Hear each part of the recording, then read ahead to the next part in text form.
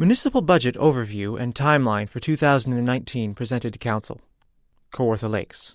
At the December 13th special council meeting, the new council heard an overview presentation about the 2019 proposed budget from Jennifer Stover, Director of Corporate Services. Stover began with a short review of how the 10-year financial plan is important to the municipality's ability to remain fiscally sustainable. In response to provincial requirements for a municipality to have an asset management plan, AMP, the city adopted both an AMP and a 10-year financial plan in 2017. In 2019, we will be required to have an asset management policy. Staff are currently working on the development of this policy. The proposed budget outlines a 4% tax levy increase. Stover explained the individual tax rate increase for residents will vary depending on where they live, assessed value of their property, and the services they use.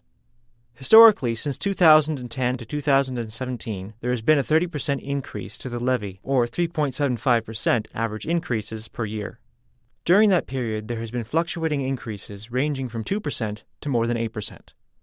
From 2018 to 2028, the increase is forecasted at a reduced rate of 2.84% average increase per year, providing affordable and predictable levels for residents. Stover stated, Kawartha Lakes has changed the way it invests its tax dollars, seeing a definite change from the period of 2010 to 2014 to the most recent 2 years. We are trending towards spending less on operating costs and investing more into capital spending. We are investing into reserves, reversing the trend in 2010 to 2014 of depleting reserves. The projected balance of reserves in 2019 is almost $50 million. North Durham High School Sports. Milo Stanfield, Special to the Standard. Returning from the recent holiday break, local high schools have a busy slate of sports coming up. This week, the Uxbridge Secondary School senior girls volleyball team continued their quest for a fourth consecutive LASA championship. The Tigers put their undefeated record this season on the line in a triple-header on Tuesday at Sinclair in Whitby, squaring off against the host Saints, O'Neill, Oshawa, and Brooklyn. On Monday, January 14th, the Tigers meet Port Perry in a battle of North Durham at Wilson Secondary School in Whitby. Meanwhile, Port Perry's senior girls volleyball team remains in position to make the playoffs and hosted a triple-header on Tuesday as Maxwell Heights, Oshawa, St. Mary Pickering, and Wilson visited the Rebels. The Uxbridge Tigers senior girls hockey team put their undefeated record of the season on the line on Tuesday when they hosted Holy Trinity of Curtis. The Tigers senior boys hockey team dropped a 3-2 shootout decision to Wilson in the final game prior to the holiday break. They will look to get back on track on Wednesday, January 16th, when they trek to the McKinney Center in Whitby for a 2:15 p.m. matchup against the rival Brooklyn Bears. The new-look Port Perry senior boys basketball team was looking to move past .500 in the season when they hosted O'Neill, Oshawa, on Wednesday. The Rebels will look to keep their playoff hopes alive on Monday, January 14th, when they play host to Brooklyn, and on Wednesday, January 16th, when they trek to Maxwell Heights. Mojacks fall in dramatic close game in overtime to Eagles. Dan Kearns, Scugog. The Port Perry Mojacks did not have a win in 11 games, but were able to get a point against the Clarington Eagles over the weekend. The Mojacks suffered their 10th straight loss on Friday, January 4th, when they were shut out 3-0 by the Napanee Raiders in Napanee. They then headed home to Scugog Arena for a matchup against Clarington on Sunday, January 6th. Both teams battled hard in the first period, but the game remained scoreless until the second frame. Exactly 1 minute into the second period, the Eagles struck first, taking a 1-0 lead. Almost 3 minutes later, Clarington scored again to take a 2-goal lead. But almost 9.5 minutes into the frame, Ben Shirameta scored a power play goal, drawing Port Perry within a goal of tying the game. But the Eagles would strike again before the end of the period, and led 3-1 after 40 minutes of play.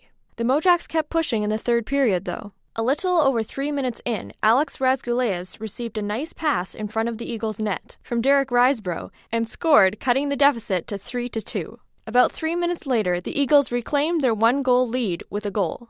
But with less than 6 minutes left on the clock, Spencer Robinson scored on the power play, bringing the Mojacks back within a goal, 4-3. Then, in dramatic fashion, with 33 seconds left on the clock, Justin Jacobs scored, tying the game 4-4. The game headed to overtime. Late in the extra frame, Jacobs took a holding penalty, sending the Eagles to the power play. With 26 seconds left in overtime, the Eagles scored and won the game 5-4. After the game, Mojacks head coach Tom Boyle said he thought the team played well against Clarington. "I thought we had a good effort. It was nice coming back in the game late, down by 2 goals. We tied it up, and then the referee took care of it in the overtime," he said. He also stressed the importance of getting this game to overtime, after having gone through a 10-game winless drought. "It's huge. It's a good pushback by the boys, and hopefully it is a game to build on going forward for next weekend, and we'll see what happens." One-timers. The Mojacks have fallen to 5th place in the Orr Division standings, currently sitting 3 points behind Clarington. The Mojacks will be looking for a win when they face the Georgina Ice in Georgina on Friday, January 11th at 7:30 p.m. Port Perry's next home game at Scugog Arena is on Sunday, January 13th at 2:25 p.m. against the Campbellford Rebels. Starting anew.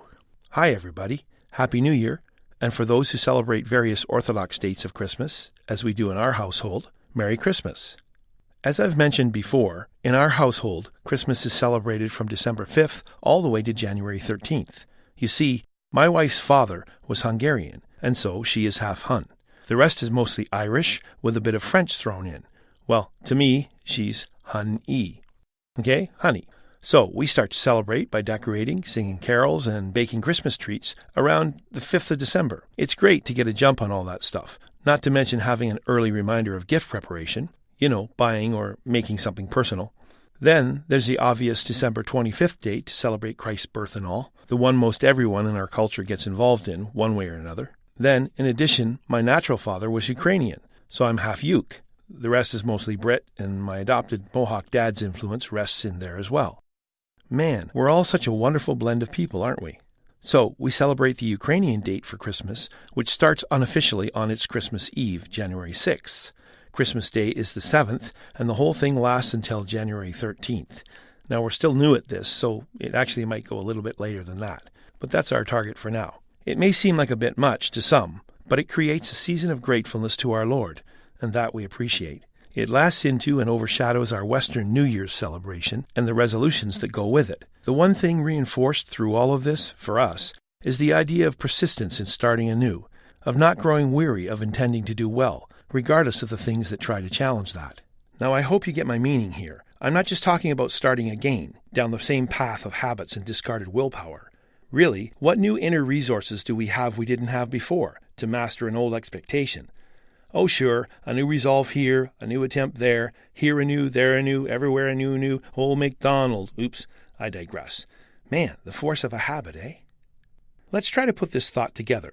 Just think, stubbornness, with its dig in your heels and refusal to look again manner, when turned positive, is persistence, focus, and a force for good.